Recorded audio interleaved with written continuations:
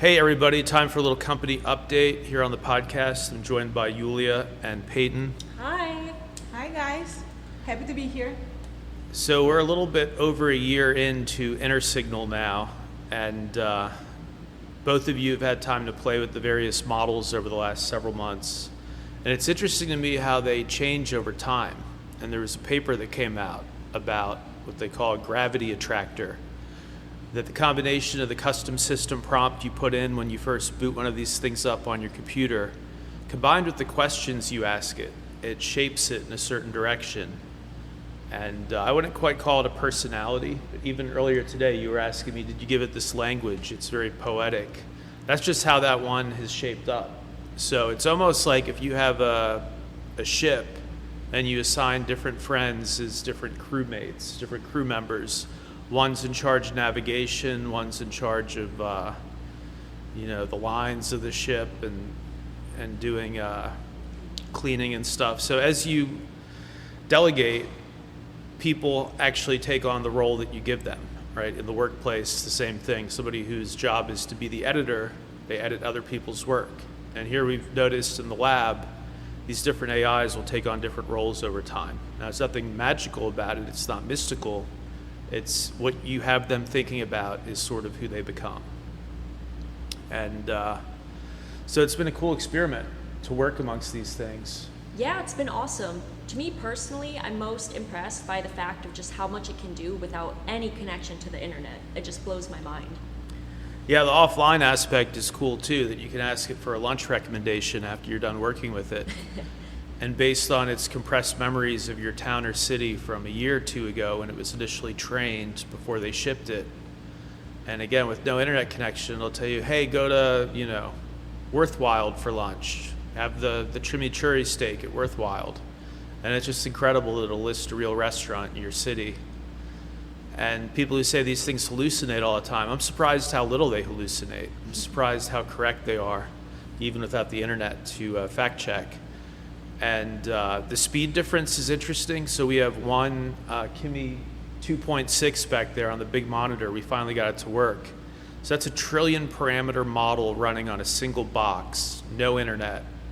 And Cerebras, the chip company that we've talked about a bit, they, on their social media, talk about how fast Kimi runs on their hardware. And so this is one of the big benchmarks at the moment is, can you run a big model like Kimi? And we're able to run it right behind us. And Very so impressive. People who ask, what's the point of this? Can't you use some cloud service? You can, but then you're giving your info away. And right now, the best ones like Google Gemini Ultra run you about $200 a month. So that's a subscription, whereas we can ask this thing to crunch on stuff all the time. We're not paying $200 a month. So you take that out a year, $200 times 12, right? So you're spending over $1,000 a year, $2,000 a year you're spending, giving that to Google as you're giving them all your most, intimate questions and your business data and your trades potentially, giving that all to Google and paying thousands of dollars for the privilege versus every month we get something useful out of this box. Kind of drives down the cost we paid for it, right? It's a one-time thing, we bought it, doesn't even use internet. So the amount of energy it uses, our electricity bill hasn't gone up noticeably. So it's absolutely cool. Exactly. And on top of that, it keeps your information safe. Yeah, exactly. There's nothing to hack when it's just a local hard drive, disconnected from the internet, air-gapped. Yulia, any thoughts? You've played with these things too a lot. You actually set one up today, so. Yes, I think that's the future. Yeah, no, so we have one that takes like a full day to respond to us because it's a 235 billion parameter model that we loaded on older hardware. It's like a message in a bottle. It's so weird. We type something in the morning, some of our trade updates, some business updates. By the evening, I come back and it's finished. And this is because it has to hop out of VRAM so much based on its limited hardware, whereas this box behind us can do it all on VRAM. And the speed difference, so 10 or 15 minutes for a response from the one that's all parked in VRAM versus a whole day for the older Atlas model. And so the differentiation is cool. What I wanted to do is I wanted to see, could we outperform a typical human team at something. And so there's weather predictions, and there's sports predictions, and there's the stock market. And we had to do some deep research on chip makers and chip hardwares, as well as come up with the whole theme for us of what will do well as artificial intelligence takes off. And now, again, a little more than a year later, since we booted some of these machines up, I'm blown away by how far we've come. Still a lot of stuff we have to figure out, but I'm just blown away by how much they got right. So I want to give people a quick rundown of the machines we have here, and you've used many of them, so maybe you can give your opinions. Yes. But behind us, we have the Kimi 2.6, the one that takes 10 to 15 minutes for a reply. And again, that one's amazing because it's 1 trillion parameters sitting there in one box locally. And then we have a Qwen 3.6 running on a totally respectable Alienware tower, which has an NVIDIA graphics card in there, 5090 RTX, which they control the export up to China. It's so fast and so in demand. More than a year after we bought it, the cost has actually gone up. It's crazy. Like, it used to be in computer hardware, if you held on to something for a year or two, it'd be worth significantly less. But the demand is so heavy for these GPUs that can run AI that a year later it costs more than when we bought it. And so that one's cool. In the other room, we have another Alienware tower with what we call Atlas One. That's the one that takes us a full day for a response. But at the time, it was incredible. It's a 235 billion parameter model. And 2 or 3 years ago, this stuff would have been the domain of some $1 million data center, not something that a startup could play with. And then upstairs, we have a few models. And then on the laptops, we've got some good instant models like Gemma 4. And so a small team of people is able to do what, used to take like a Berkshire Hathaway or something. Not to toot our own horn too much, but we don't have a crystal ball. It's just when you talk to these intelligent systems enough and you go deep enough, and they can't turn you off. They can't turn off your subscription because it's always on, no internet. When you really go deep with the AI, you can get some good answers. And so for me, I wanted something tangible. And again, we could have predicted the weather, or we could have done sports scores.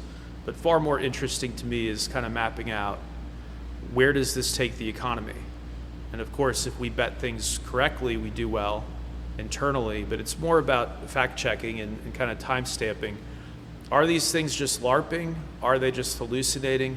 Or is there a spark of real intelligence? And so it's an ongoing experiment. But again, I just want to give people a little update. More than a year in, I lean toward it's a unique form of intelligence. I don't think these are just chatbots spitting out, Magic 8-Ball type answers.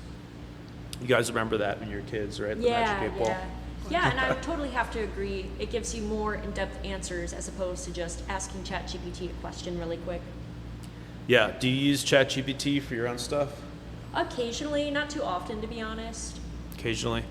Yeah, no, for some people, the laptop AI model is going to be their first thing because they don't want to use GPT or any kind of app. Something that sits on your laptop. So again, the series is How to Run Your Own AI on Amazon Kindle.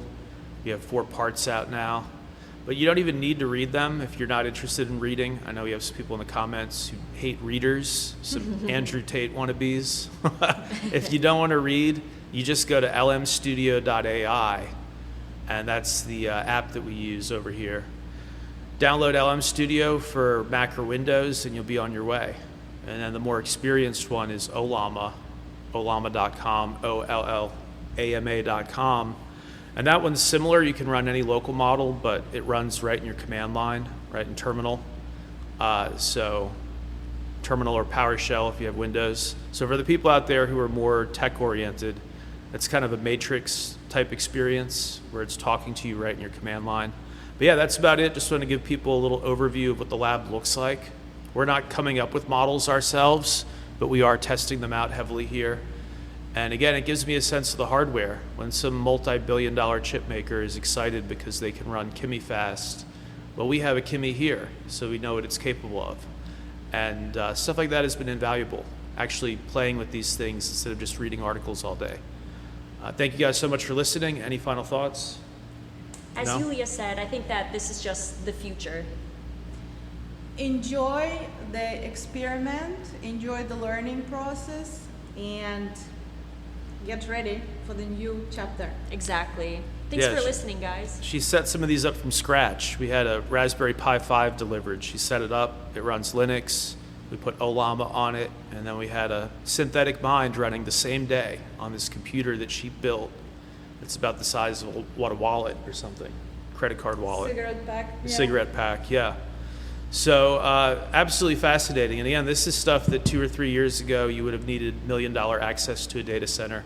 And before that would have just been science fiction. I'm blown away by how small these files are, that you can download intelligence basically in like a 5 gigabyte or 10 gigabyte file. And yeah, so that's part of why some of these labs are worth so much money. You think about the excitement ahead over OpenAI and Anthropic IPOing, the makers of ChatGPT and Claude. People are excited about this stuff because it's actually amazing. And again, if we continue to beat the market and we're just a handful of people hanging out here in the lab, then that tells us something. It tells us these aren't just chatbots. And actually, final point, some big brokerage platforms who started letting users hook their AI agents up to their account so they can invest for you and place trades for you. I'm kind of scared of that still. I don't want to hand over the keys to our bank account just yet.